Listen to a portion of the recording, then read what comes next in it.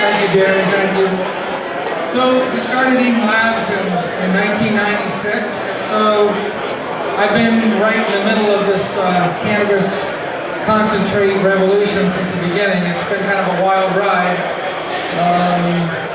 Initially, in the early 90s, I was just interested in extracting a lot of different herbs, including cannabis, a lot of medicinal herbs, and my goals were fairly simple at first. I just wanted to buy a good home extractor. But there was nothing out there that really did that. There was the soft-set extractor that chemists use, and that wasn't quite right. And there was the ISO 2 that some of you may remember from the late 70s that they used to sell in High Times. And there were a few of those bouncing around, but I didn't really like the design of that. So we just decided to make our own extractor. Get the next slide. This is our original extractor here, the Cold Finger Home Unit. We still sell them today. Once I came out with that first extractor, I had this buddy Laith down in Georgia that I bought various legal herbs to get you high from, and he told me, if you can make these extractors, I can sell them. And I was like, really? You think there's a market for a home extractor? People would want an extractor? And so I talked to a lawyer, and they said, well, just be careful not to advertise it for anything illegal. So our ad was kind of tongue-in-cheek. He put the ad in there and said, attention, not for any illegal use. And we ran that ad from 96 up until George Bush got elected. And then we decided it was probably best to pull that ad out of High Times and not associate too directly with the cannabis industry. But, in 1997, we made our first CO2 extractor, and we might have been the first people to do a CO2 extract of cannabis. I'm not sure about that, but I haven't seen any journal articles or anything, online where anybody did it earlier than that. And we did some of the first work with butane and propane at that time as well. I was a big fan of hydrocarbon extractions back in the late 90s. Can I get the next slide? So this is a close-up of what we call the professional unit. It's my favorite out of our cold finger extractors. The process is pretty simple. Put a coffee filter in here, take your ground herb, get it saturated with solvent, fill the little basket, put some alcohol in the bottom of the vessel, and put heat on that, and then run cold liquid through this condenser. And you can't really see them, but there's little dimples, little glass dimples here. So the solvent vapors hit the condenser and fall off these little dimple tips and just soak through the basket. And at the same time, vapor is just penetrating directly on the basket. And it does a very, very complete extraction. Basically any herb you put in there, it's going to separate everything out and just leave a blanched, kind of yellowish plant matter behind. So that was our flagship product. That's what started Eden Labs. Today, mostly what we make is CO2 extractors. It's become very popular for medical cannabis and for edibles, and as another form of vaping or doing dabs. Can you get the next slide? And the next one after that, please. Okay, so backtracking a little bit. Prior to the popularity of cannabis extracts, in the last couple of years, what a lot of people may not know is before marijuana was outlawed in 1938, it was mostly consumed as a tincture. And these products were sold in apothecaries, which is the forerunner to the modern drugstore. So you could go into one of these apothecaries and get any number of different herbs in a liquid form. That was what medicine was back then. And cannabis, of course, was one of the most popular. What's interesting is these antique bottles are bottles from pharmaceutical companies that we're all familiar with today. This is where they got their start. We've got the Upjohn Company, Park Davis, Eli Lilly, some of the biggest names in pharmaceutical, they originally made cannabis tinctures that were sold in apothecaries before all of this was outlawed. And so now it's coming full circle. And some would say that these same pharmaceutical companies are trying to prevent what's going on now because they don't want to have to compete with it. I'll get the next slide. So our original CO2 system was pretty basic. It was an extractor vessel, a separator, and a pump. And we just moved CO2 under pressure through the extractor vessel into the separator, and then usually there was some kind of pipe that went out the building and just, ejected the CO2 outside. In 2003, we came up with the gas booster design that recovers all the CO2. That's the system on the left here. The way it worked is the pump moves the CO2 through the extractor vessel, then it deseparates into the separators, and the vapor just comes straight back to the pump. The pump was a vapor pump. So it made it really easy to recover and recirculate the CO2. That seemed to work pretty good at first because most of the herbs we were doing extracted pretty quickly and efficiently. And then when we started working with cannabis a lot in 2010, cannabis isn't really as soluble in CO2 as a lot of other herbs, and the process took longer, and there's little tiny particulates in that oil that will stay entrained in the vapor, go inside the gas booster pump and destroy it. So we started realizing that the production time was taking way too long, and the pumps were getting destroyed by little particulates in the cannabis oil. And so in 2012 we decided we needed to come up with a better way of doing this. And that's when high flow came about. Those experiments were in the summer of 2012. The timing was really good because 502 was only a couple months away and we needed to be ready for it. So the way high flow works is we're using a liquid pump instead. So obviously you can move a lot more CO2 when it's in liquid phase rather than vapor phase. So we're pumping the liquid CO2 through the extractor vessel, same as the other process.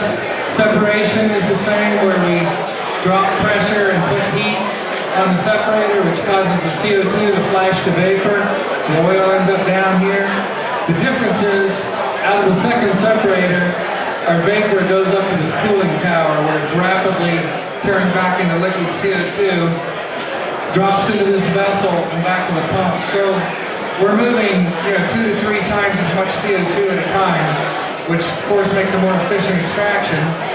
And because those little trace amounts of oil are in solution, it doesn't break the pump. And so the high flow has been very well received. It's extracting 2 to 3 times as fast as the old design. We're having far less maintenance issues. Most of the calls we're getting from our customers are about the amazing yields they got, or how fast they paid for the machine, or just how fast they were able to do their extraction. Whereas the old design, most of the calls were my pump's broken again, my valve is clogged, my compressor's having issues. So the high flow, the timing of it was really good for 502. It's working really well. There's quite a few of them around town, and everybody's very happy with them. Can I get the next slide? These are just some more cold finger extractors. The one on the left is our professional round bottom. It works under vacuum, so you can distill solvents at a much lower temperature. It's probably not really necessary for cannabis unless you only want THCA and you don't want THC, then you wouldn't want any heat on the system, converting that THCA to THC. Next slide. So these are a couple different examples of CO2 oil here. This is like early in the extraction where it comes out real fluffy and fragrant and bright yellow. And later on, it tends to be a little darker and more crunchy towards the end of the run. And we do see a variance in the profile throughout the extraction. The first hour or so, you get a real high terpene count. The extract's more syrupy and fragrant. The THC is a little bit lower. The heart of the run, maybe 2 to 4 hours in, is where it has the highest THC count. And then after that, the THC starts to drop off and you start to pull a lot of other stuff, and some of what, maybe crunchy or drier at the end is, pretty low in THC. So it's usually best to stop running before, you're done pulling things out. Over on the right is one of our larger distillers. The cold finger units, we make them from a little home unit that's a couple $100 on up to a 500-gallon unit that'll, extract a couple 100 pounds at a time. These designs have been pretty popular with a lot of other medicinal herbs and the flavoring industry. And they also make a really good ethanol-based extract.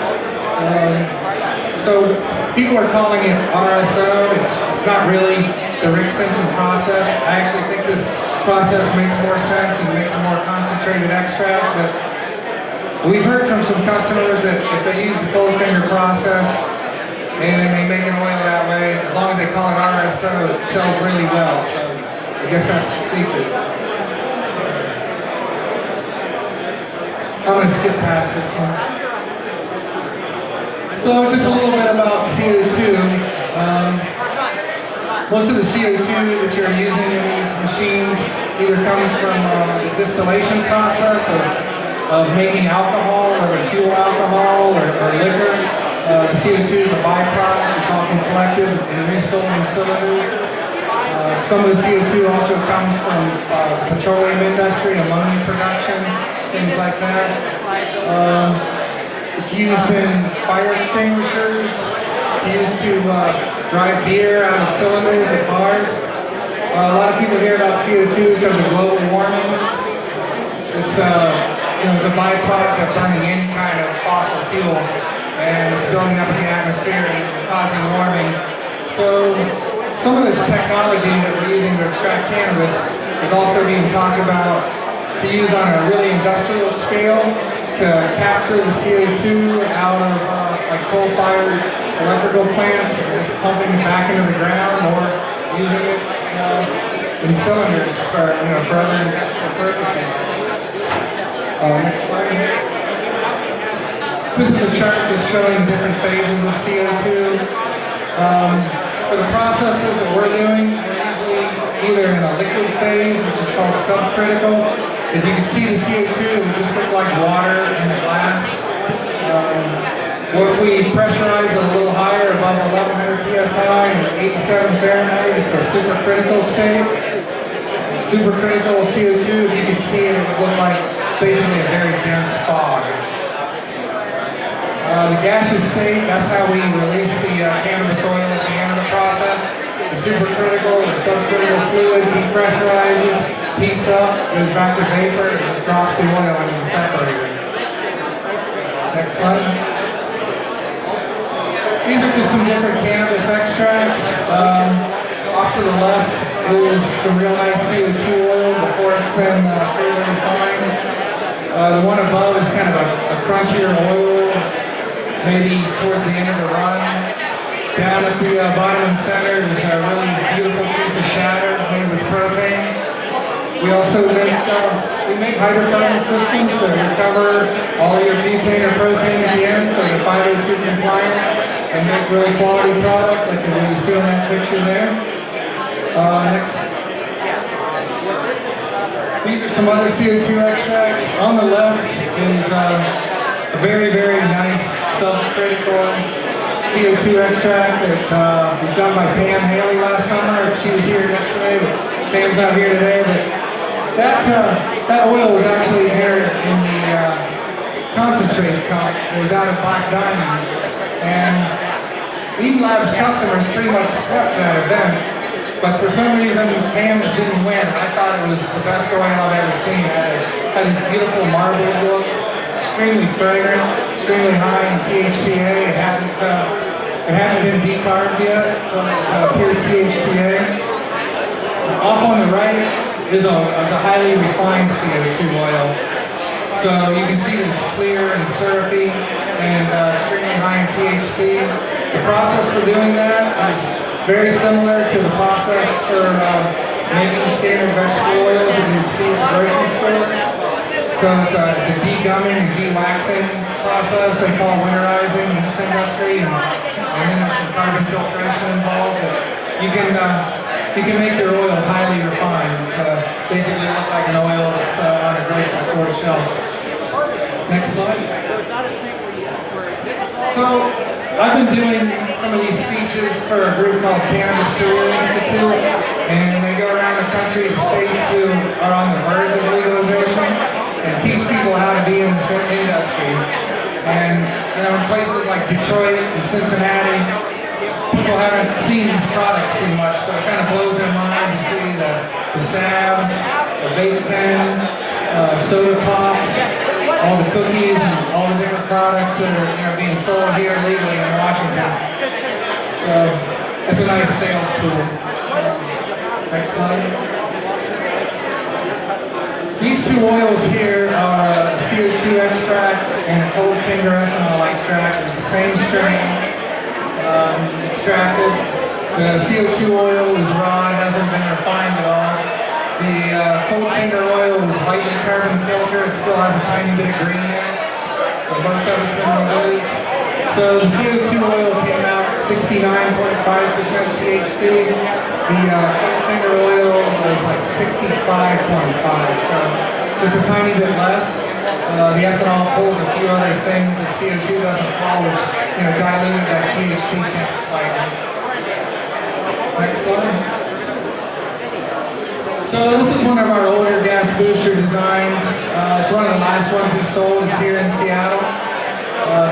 You can see there's just the extractor vessel, two separators, and another thing about those boosters that was no good was they needed a big 15 to 20 horse air compressor to move that pump, which was a lot of air and a lot of amperage. So you can see that giant air compressor sitting next to it.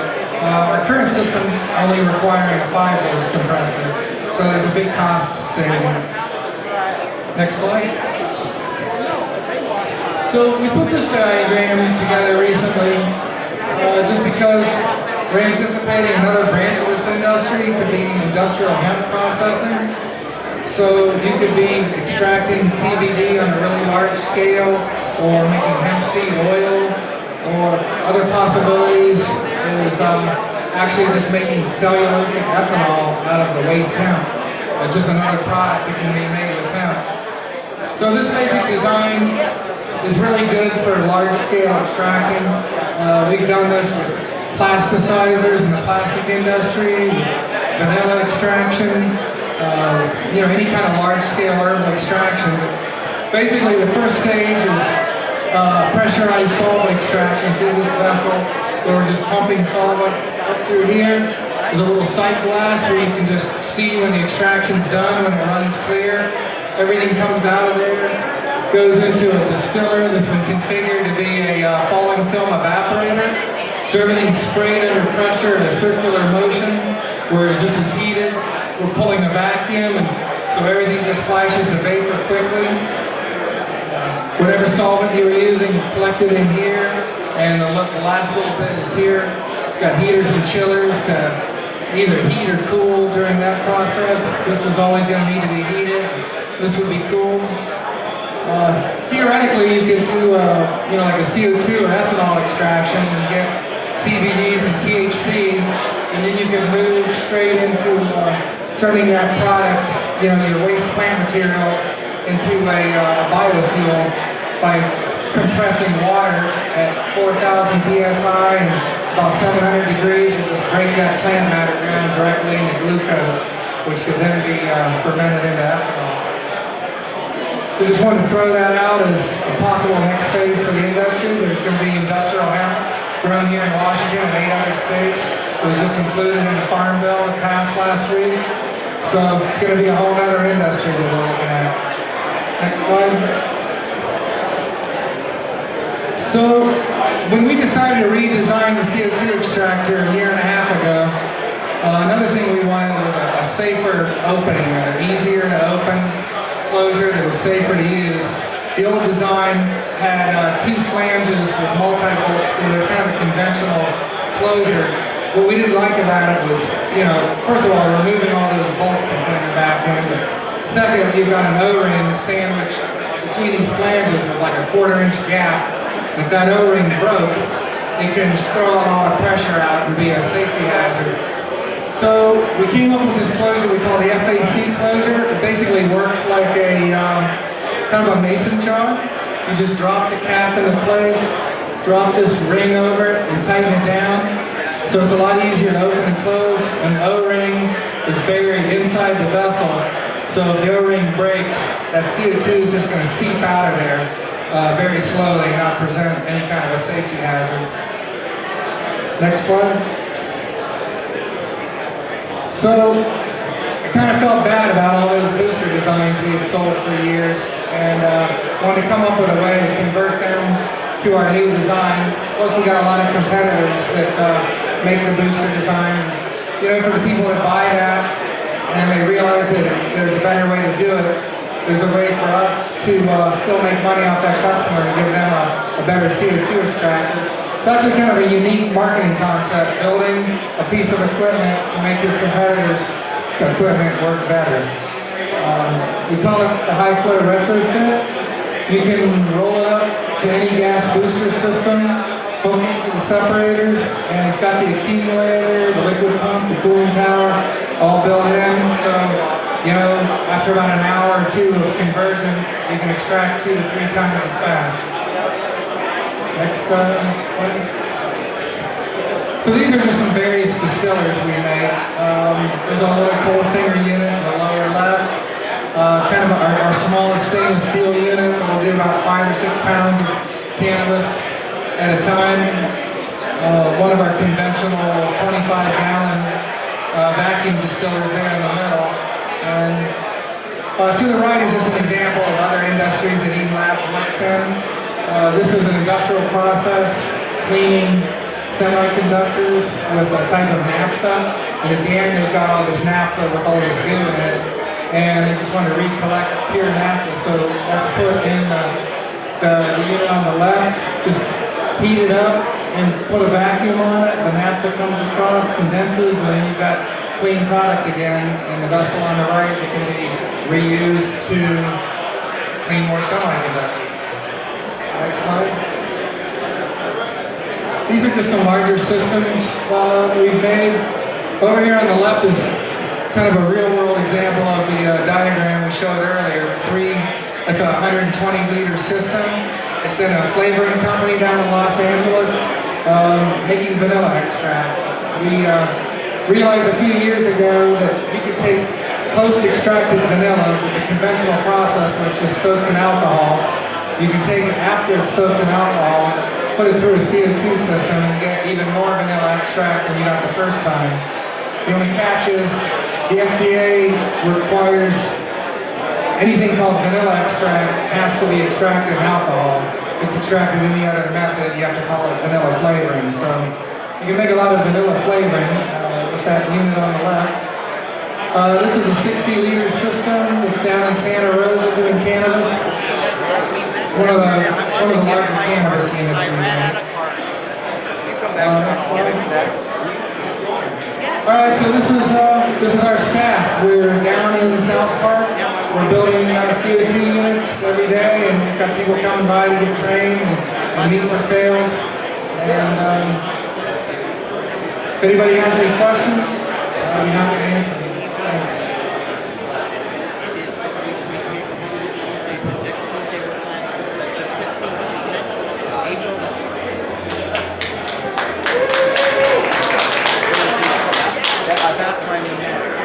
Ladies and gentlemen, that was Fritz with Eden Labs, everybody. What a great extractions, what a great story behind what he does. When I started dabbling in that aspect, I actually looked at some of his research and learned all about it. Check him out, everybody. Eden Labs over here in the left-hand corner if you're facing out towards the street. Thank you for joining us here at Magical Butter.